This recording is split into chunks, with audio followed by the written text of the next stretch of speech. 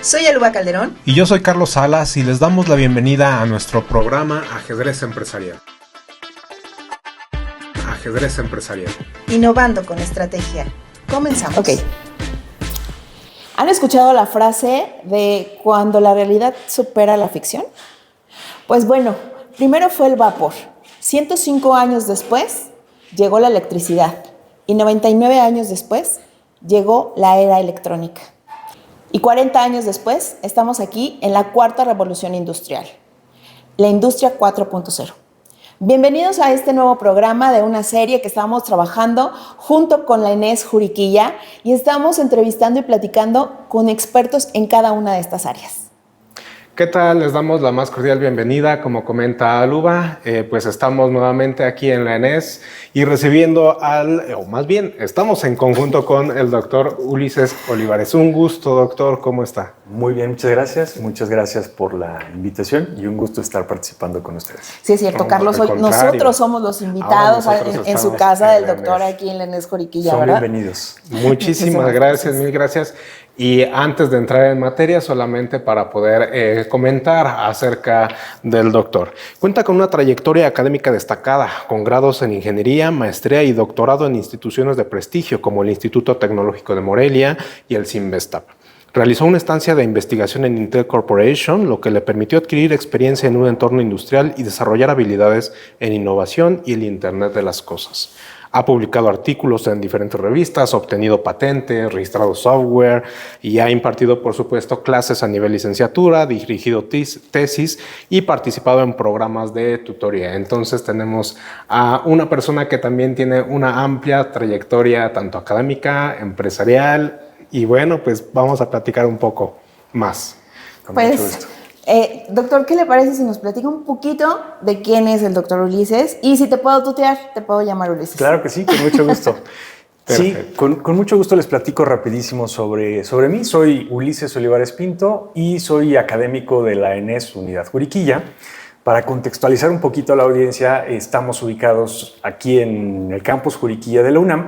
Básicamente, la UNAM está dividida en diferentes campus, que son sedes que se distribuyen a lo largo de toda nuestra República Mexicana, y ustedes sabrán que la UNAM es la Universidad de la Nación, y esto se lo ganó debido a que la UNAM tiene presencia en los 32 estados de nuestra república, y en Querétaro no es la excepción. Tenemos a la Unidad Juriquilla, estamos rodeados de diferentes centros e institutos donde se realiza investigación, pero aquí en la ENES Juriquilla tenemos una oferta académica de 9 licenciaturas, lo cual es bastante interesante porque habilita, digamos, la oferta académica que ofrece la UNAM a través de 9 licenciaturas directamente aquí en Querétaro. Entonces, los estudiantes que quieran estudiar dentro de la UNAM pueden optar por entrar aquí a la ENES Juriquilla y básicamente van a llevar todo el plan de estudios de la UNAM y todas las ventajas de estar estudiando precisamente en la universidad más prestigiosa de México. Es la UNAM más cerca de ti. Correcto. No. Ok. Doctor, platícanos, ¿por qué estudiar esta ingeniería y especializarse en esta parte de Industria 4.0? Claro que sí, con mucho gusto. Bueno, la cuarta revolución industrial implica precisamente que ahora se están utilizando algunas tecnologías avanzadas como Internet de las Cosas, que es un concepto relativamente reciente, que tiene que ver con aquella capacidad que tienen los diferentes dispositivos para interconectarse a Internet. Usualmente estábamos acostumbrados a tener dispositivos como computadoras o algunos otros dispositivos como laptops conectados a Internet. Hoy en día tenemos dispositivos capaces de conectarse a Internet casi de cualquier tipo, refrigeradores, televisiones, esto digamos en un punto de vista desde el hogar. Pero cuando vamos a un punto de vista industrial, este esquema de Internet de las Cosas también permeó a la industria 4.0. Esta famosa industria básicamente nos permite implementar diferentes tipos de conectividad, entre ellas conectividad de diferentes protocolos de comunicación, Wi-Fi, Ethernet, Zigbee, 5G, una gran cantidad de protocolos de comunicación. Y la parte interesante de esto es que todos estos dispositivos ahora son capaces de conectarse a Internet para recibir y enviar datos. Y una parte interesante de esto es que Con este esquema de comunicación podemos estar comunicando datos en tiempo real hacia cualquier servidor para poder tomar decisiones en tiempo real. ¿A qué nos referimos con esto? Imaginen ustedes una línea de producción en los años 50, donde esta línea de producción era todo manual. Y en estas líneas de producción no teníamos forma de monitorear, digamos, el avance de todo la línea de producción hasta que llegaba un supervisor a ver que todo estaba en orden. O el cliente, ¿no? O el cliente que ya decía, oye, esto ya no me sirvió. Correcto. ¿No? Tiene un defecto. Y entonces ahora, como está transformándose la industria, es que hay diferentes dispositivos que son capaces de conectarse a Internet y estos dispositivos van enviando datos que están censando todo el tiempo.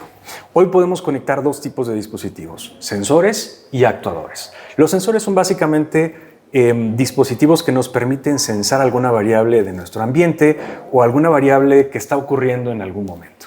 Y los actuadores son aquello que nos permite controlar precisamente nuestro entorno. Imaginen ustedes un ventilador. Y ese ventilador, generalmente cuando tenemos calor lo encendemos y cuando hace frío generalmente lo apagamos. Entonces hay sistemas muy simples que cuando rebasan una temperatura automáticamente se puede encender el ventilador. Entonces el ventilador en este caso sería un actuador y el sensor sería nuestro sensor de temperatura que todo el tiempo está sensando la temperatura. Entonces, si esto lo trasladamos a sensores en líneas de producción, podemos en tiempo real comenzar a medir el estado de una línea de producción, independientemente de cuál sea el proceso, utilizando sensores y utilizando actuadores. Si algo ocurre en la línea de producción, los actuadores ya son más avanzados, ya no son ventiladores, son brazos robóticos que se encargan de realizar ensambles o soldaduras avanzadas en una línea de producción en diferentes sectores, sector automotriz, sector aeroespacial, claro, en muchas otras cosas. Entonces, la industria 4.0 llegó para quedarse y para tratar de incrementar la productividad en la industria. Ahora, este esquema de la industria 4.0 ha permeado también otras áreas. Por ejemplo, tenemos muchas contribuciones en las áreas de salud. Hoy en día, todo el mundo tenemos dispositivos que son capaces de leer nuestro ritmo cardíaco, las calorías que quemamos, los pasos que damos. Justamente.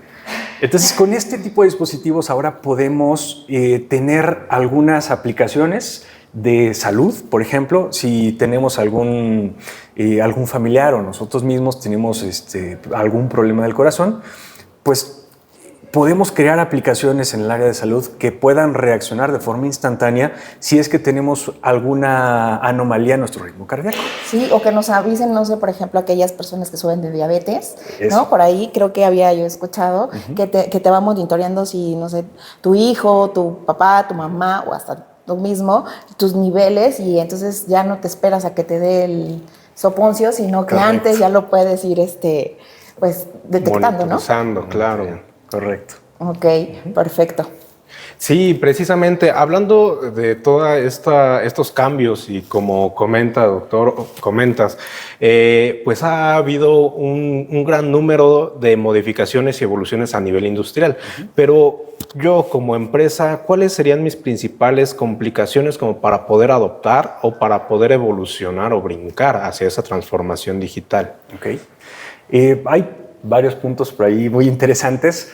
El primero es una adopción tecnológica. En la mayoría de las empresas que, digamos, están actualizándose constantemente, pero yo diría en las pequeñas y medianas empresas hay muchos retos tecnológicos. Hay muchos procesos que se siguen haciendo, digamos, manualmente, o hay muchos impedimentos, por ejemplo, de procesos administrativos que no les permiten automatizar algunos procesos. Entonces, en la pequeña y mediana empresa están sujetos a una capacidad de producción que está en función de la capacidad instalada que tengan, pero también de la capacidad del personal que tenga para gestionar procesos administrativos. Cuando comienzan a integrar tecnología en las diferentes empresas e industrias, en general la productividad aumenta, no aumenta la capacidad instalada, pero podría incrementarse la capacidad instalada si tuvieran una adopción de tecnología que les pudieran ayudar a acelerar justamente ese proceso, ¿no? Claro. Entonces, el principal reto es adopción tecnológica, empezar a introducir tecnología en sus procesos y empezar a introducir tecnología en lo que ellos realicen como sistema de producción. Segundo reto interesante. Platicamos que todos estos dispositivos se conectan a Internet y todos esos datos son almacenados en algún lugar. Exacto. Pero los datos por sí solos no nos dicen absolutamente nada. Es decir, necesitamos métodos y estrategias para extraer conocimiento de esos datos. Y ahí es donde entra en juego otra tecnología bastante interesante que ha surgido y que se ha popularizado e incluso masificado en los últimos años, que es la inteligencia artificial. Okay. Y una vez que ya tenemos, imaginen que ya tenemos datos de 3 años de todos los sensores que tenemos en una empresa. Todos esos datos, si no le sacamos provecho, pues básicamente va a dar lo mismo que tengamos automatizada nuestra línea de producción, porque no vamos a poder sacar provecho de eso. Entonces, hay muchas disciplinas donde se empieza a conectar o a confluir el área de software con el área de hardware y con el área de una gran generación de datos, es decir, el área de Big Data. Y básicamente lo que tenemos aquí es que los algoritmos de inteligencia artificial hoy en día son capaces de extraer patrones que después podemos nosotros identificar como conocimiento a través de los datos. ¿Estadísticas? Tenemos diferentes tipos de algoritmos. Hay algunos algoritmos que se basan en estadística, otros algoritmos que se basan en un esquema distinto. Los algoritmos de aprendizaje clásico, el origen fue totalmente probabilidad y estadística, porque la estadística y la probabilidad es una forma de modelar la incertidumbre en nuestro mundo. Exacto. Nosotros no podemos tener certeza de que las cosas van a ocurrir de la misma forma siempre. Lo único certero en el mundo es que va a haber incertidumbre. Que va a haber un cambio. Va a haber cambios. Entonces, la forma de modelar eso a través de modelos matemáticos es a través de probabilidad y estadística. Okay.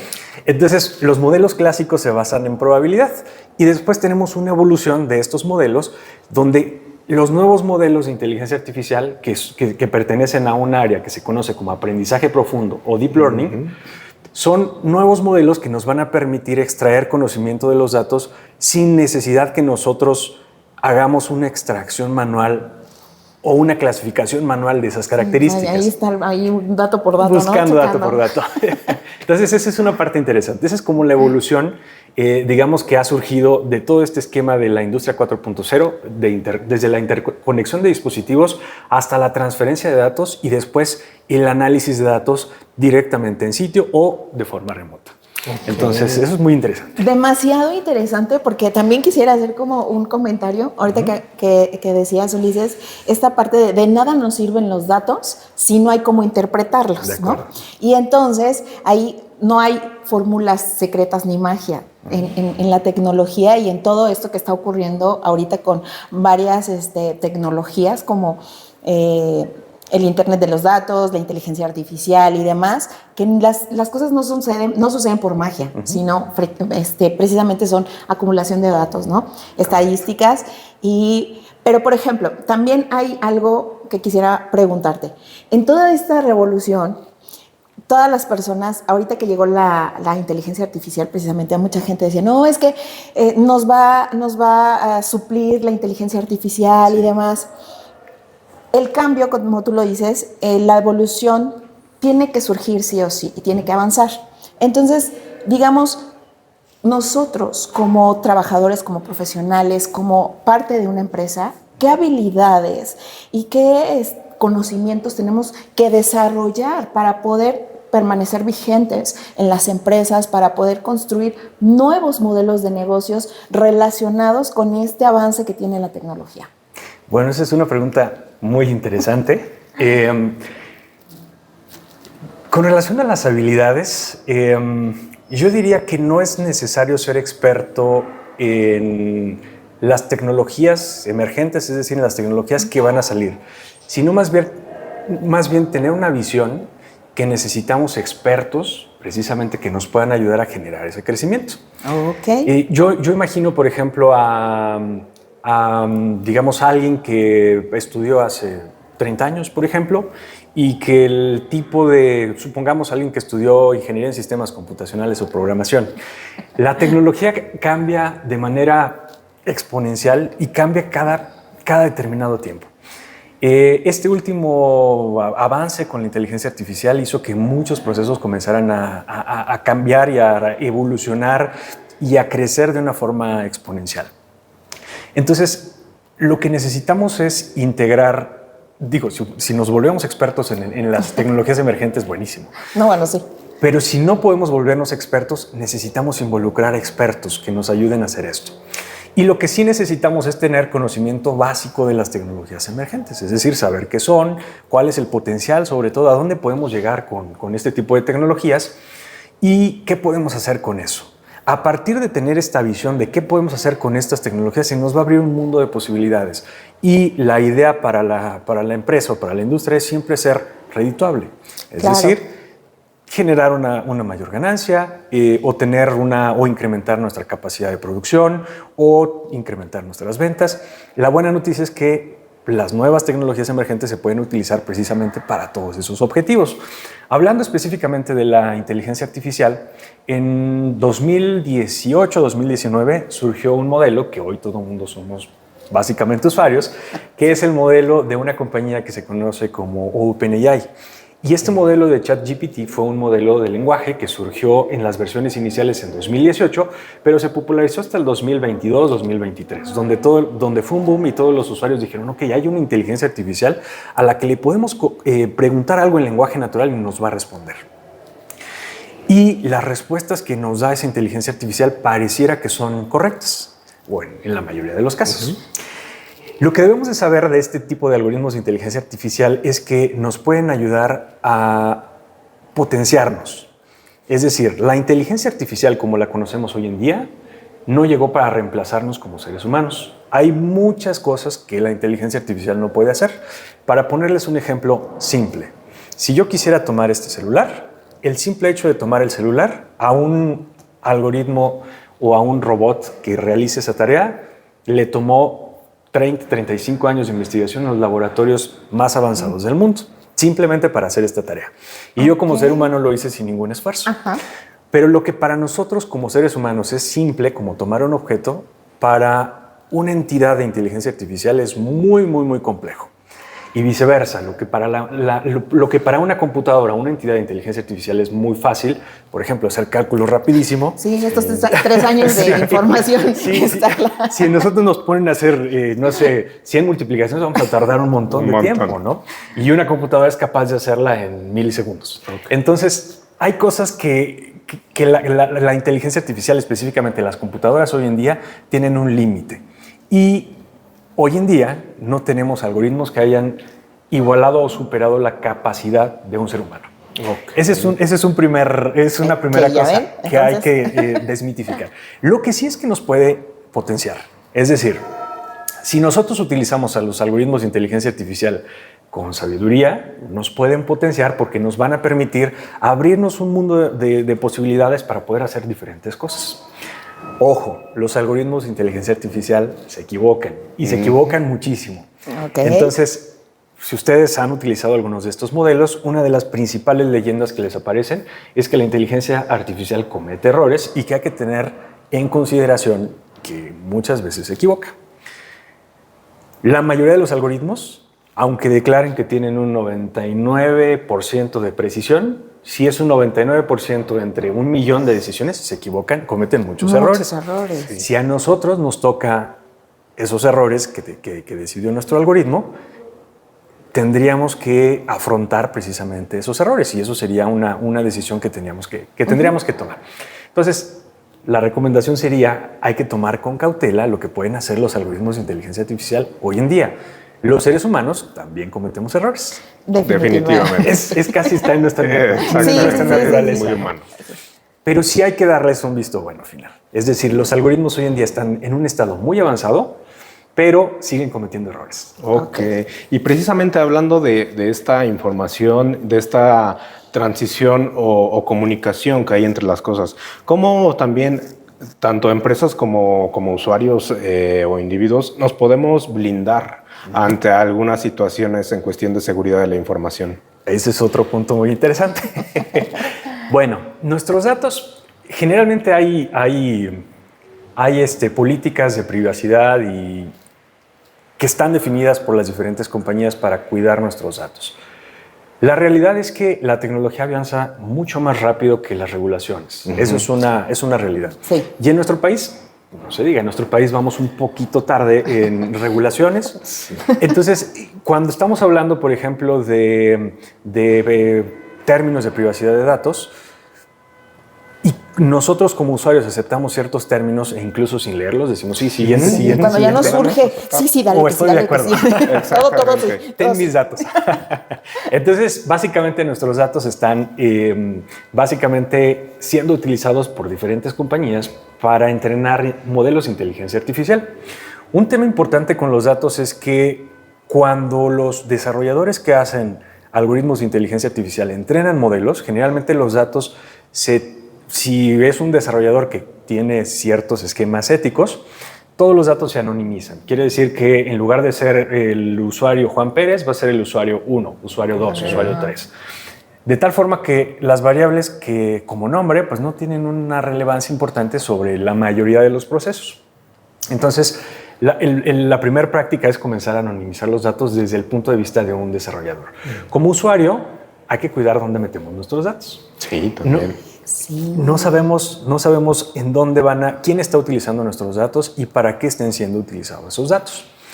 Las regulaciones, como les digo, avanzan muy lento, entonces muchas de estas adquisiciones de datos por diferentes compañías no están siendo reguladas en muchos países y esto ha causado muchos problemas históricamente. Ya lo vimos en años pasados con Facebook, que después se transformó en Meta. Y vimos también algunos detalles de privacidad de datos con Twitter en ese momento y después ahora X. Pero bueno, tenemos siempre que subimos datos a la nube, no sabemos quiénes van a tener acceso a esos datos y para qué podrían ser utilizados esos datos. Ese es otro tema, ¿no? Ahora, lo que es una realidad es que hoy en día tenemos ataques informáticos en todo el mundo. Claro. Ya ni los bancos, que tendrían que estar muy... Sí, los bancos que se supone que manejan información, digamos, crítica de la mayoría de los usuarios y sobre todo que tenemos, digamos, nuestro dinero ahí, o nuestros depósitos, pues es un tema bastante delicado y aún así hay muchísimos ataques informáticos en donde se apoderan de bases de datos completas. Encuentran los atacantes, en este caso hackers, vulnerabilidades en sistemas e ingresan y muchas veces toman toda la base de datos. Al tomar toda esa base de datos, pues tienen acceso a toda la información de los clientes, contraseñas. O paralizar la operación. Eso. Entonces comienzan a hacer distintos elementos de ataques informáticos. Entonces es muy importante tener buenas prácticas de seguridad hoy en día. Uno de los temas, por ejemplo, más comunes que vemos hoy es que hay mucha suplantación de identidad en WhatsApp. Sí. Entonces, de pronto ya le estamos pidiendo dinero a medio mundo. Entonces, este tipo de cosas tan simples como poner un código de autenticación o un código de validación o poner un código para nuestro SIM para que nadie más pueda utilizar ese dispositivo, son cosas tan simples que nos llevan, no sé, menos de un minuto, pero que muy pocos usuarios en realidad están llevando a cabo esas acciones. Y lamentablemente, pues cada vez hay ataques informáticos más frecuentes. Sí, o hasta que nos pasa o les pasa. Ya decimos, híjole, eran 5 minutos, como dices, de algunas prácticas como muy sencillas de seguridad que eviten, pues pasar un mal rato y un mal momento. Y bueno, Vamos, híjole, la verdad es que yo estoy bien entrada con toda esta información, pero pues todo tenemos que ir acotando un poco. Y quisiera, Ulises, que nos platicaras un poquito, por ejemplo, iniciamos platicando sobre pequeñas y medianas empresas, sí, ¿no?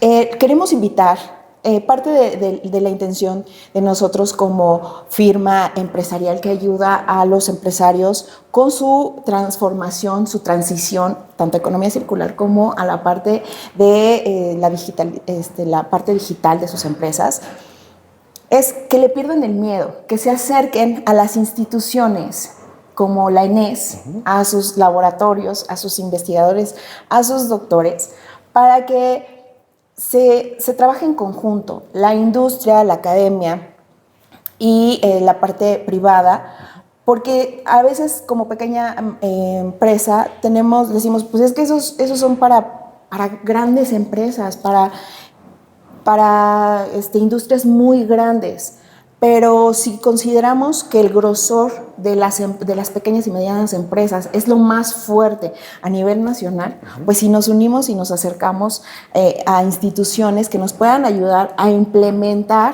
de poco en poco algunas prácticas de mejora, irnos actualizando de forma paulatina, la ENES, ¿qué tan abierta está para estos proyectos?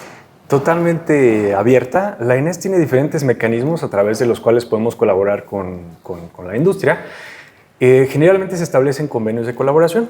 Estos convenios de colaboración pueden ser convenios generales y después, si hay algún proyecto específico, se establecen convenios de colaboración específicos para desarrollar un proyecto en conjunto entre la industria, en este caso pymes o MIPYMES, y la ENES.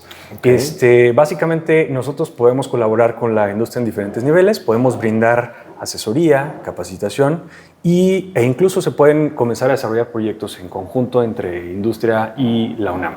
Para eso tenemos un departamento de educación continua que lleva Paula Meini y también está en conjunto con Sonia Juárez. Con ellas dos se pueden acercar para hacer este contacto inicial y ellas dos son muy eficientes y comienzan a gestionar todo lo que se tiene que gestionar internamente. Y la parte interesante es que la UNAM tiene expertos en diferentes áreas. Hay gente experta en el área de programación, inteligencia artificial, otras personas expertas en Internet de las cosas. Y la idea es que se puedan unir a todo este grupo de expertos para plantear una solución que le pueda servir a la industria.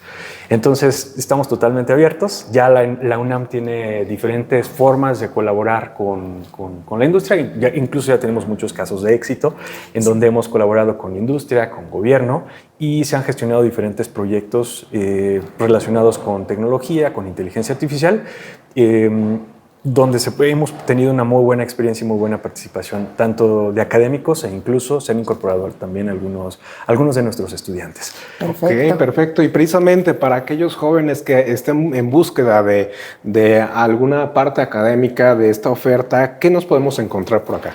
Bueno, pues en la ENES, como les comentaba, tenemos 9 licenciaturas, todas son muy interesantes. Yo estoy adscrito a la licenciatura en tecnología y les platico sobre esta primero y después platicamos sobre el resto. Básicamente, en la licenciatura en tecnología nuestros estudiantes tienen un perfil muy interesante.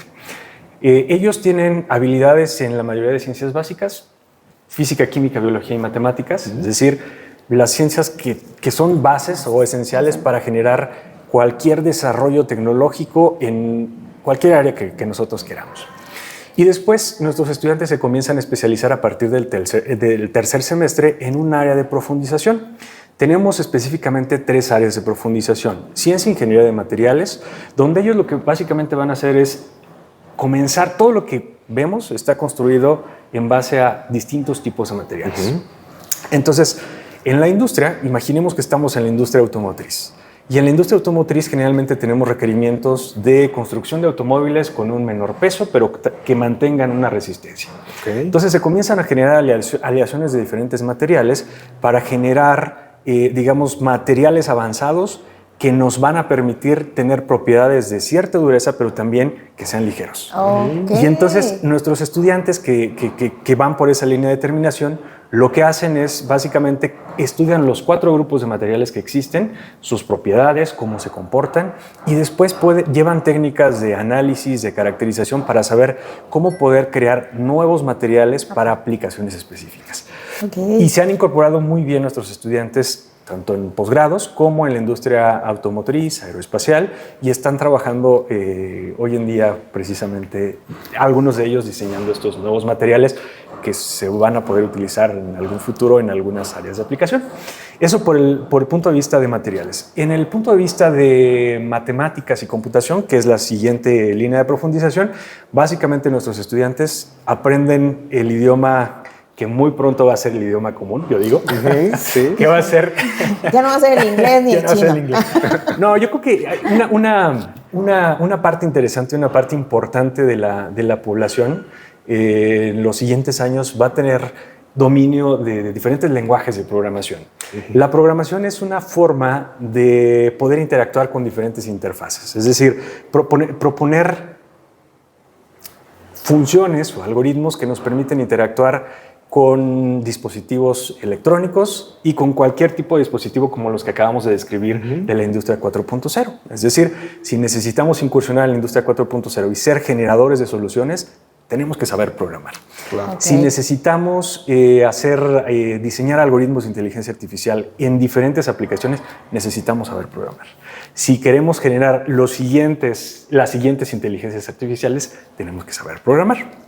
Entonces, nuestros egresados en esta línea de terminación aprenden desde la programación básica, a programar en C, en Python, en cualquier otro lenguaje, por ejemplo, para web en HTML, JavaScript, y comienzan a desarrollar habilidades tanto en base de datos y comienza a hacer un desarrollo gradual hasta que llegan a temas avanzados como análisis avanzado de datos, inteligencia artificial, minería de datos, inteligencia artificial, Internet de las cosas, y con todas estas habilidades ellos pueden incorporarse básicamente en la industria que ellos quieran. Todo mundo requiere programadores hoy en día. Sí. Tanto la industria automotriz, aeroespacial, hay una industria de software muy, muy grande. Y en México está pasando algo interesante. La mayoría de las empresas hace 20, 30 años comenzaban a mandar algunos procesos de validación, básicamente procesos de maquila a plantas mexicanas. Okay. Pero de unos años para acá se dieron cuenta que hay ingenieros mexicanos que son muy buenos y muy capaces y comienzan a hacer desarrollo ya de tecnología en centros mexicanos. Okay. Es decir, son empresas transnacionales que tienen sus sitios o centros de desarrollo aquí en México, y esto comienza a ser cada vez más común. Entonces, el tipo de empleos y de trabajos que tenemos hoy en día en México está cambiando con relación al tipo de empleos que teníamos hace 20, 30 años. Y eso quiere decir que también tiene que cambiar la capacitación que brindamos a los estudiantes, y nuestra fuerza laboral también tiene que estar más capacitada. Más capacitada, es correcto. Para estos nuevos esquemas, por ejemplo, disruptivos de tecnología como la inteligencia artificial, no les tenemos que tener miedo. Tenemos que capacitarnos y hacer frente justamente a estos retos que se vienen. Pero pasa mucho, me quedo con una frase inicial que decías, cuando se creó el telégrafo y después otra tecnología llegó y desplazó al telégrafo, los telegrafistas decían, ok, me voy a quedar sin trabajo. Sí. Me va a reemplazar una nueva tecnología. Eso es parte de la naturaleza y de la evolución humana. Siempre van a surgir nuevas tecnologías y no nos van a desplazar. Básicamente van a surgir nuevos tipos de trabajos y tenemos que capacitarnos para hacer frente a esos nuevos tipos de trabajos. Ok, perfecto. Entonces, perdón. No, sí, adelante. Entonces, esta era nada más la licenciatura en tecnología. También una tercera línea de terminación es tecnología industrial, donde los estudiantes pueden aprender un poco de diseño y un poco de optimización de procesos, digamos, administrativos y procesos industriales. Después tenemos la licenciatura en ciencias de la tierra, ciencias genómicas, neurociencias, negocios internacionales, ingeniería aeroespacial, la ingeniería en energías renovables. Se me están pasando algunas.